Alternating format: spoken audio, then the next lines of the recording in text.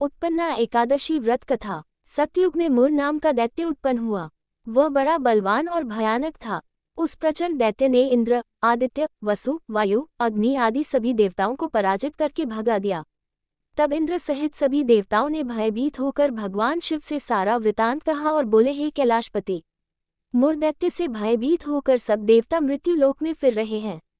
तब भगवान शिव ने कहा, हे देवताओं, तीनों लोकों के स्वामी, भक्तों के दुखों का नाश करने वाले भगवान विष्णु की शरण में जाओ। वे ही तुम्हारे दुखों को दूर कर सकते हैं। शिवजी के ऐसे वचन सुनकर सभी देवता क्षीरसागर में पहुंचे और कहा कि हे मधुसूदन, आप हमारी रक्षा करें। कहा कि हे भगवान, दैत्यों ने हमको जीतकर स्वर्ग से निकाल दिया है, आप उन दैत्यों से हम सबकी रक्षा करें। इंद्र के ऐसे वचन सुनकर भगवान विष्णु कहने लगे कि हे इंद्र, ऐसा मायावी दैत्य कौन है जिसने सब देवताओं को जीत लिया है? उसका नाम क्या है? उसमें कितना बल है और किसके आश्रय में है तथा उसका स्थान कहाँ है? ये सब मुझसे कहो। ये सुनकर इंद्र बोले, भगवान, प्राचीन समय में एक नाड़ीजंग नामक राक्षस था। उसके महापराक्रमी और लोकविख्यात मुर नाम का एक पुत्र हुआ। उसकी चंद्रावती नाम की नगरी है। उसी ने सब देवताओं को स्वर्ग से निकालकर वहां अपना अधिकार जमा लिया है। उसने इंद्र, अग्नि, वरुण, यम, वायु, ईश, चंद्रमा, नैऋत आदि सबके स्थान पर अधिकार कर लिया है।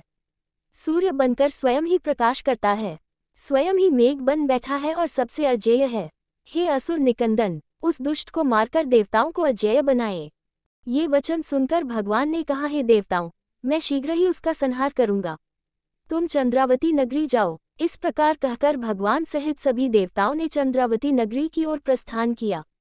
उस समय दैत्य मुर सेना सहित युद्ध भूमि में गरज रहा था।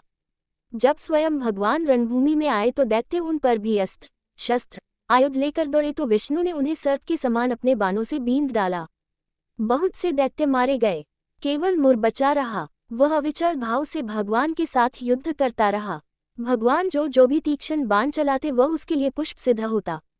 उसका शरीर छिन्न भिन्न हो गया, कतु वह लगातार युद्ध करता रहा। दोनों के बीच मल्लयुद्ध भी हुआ।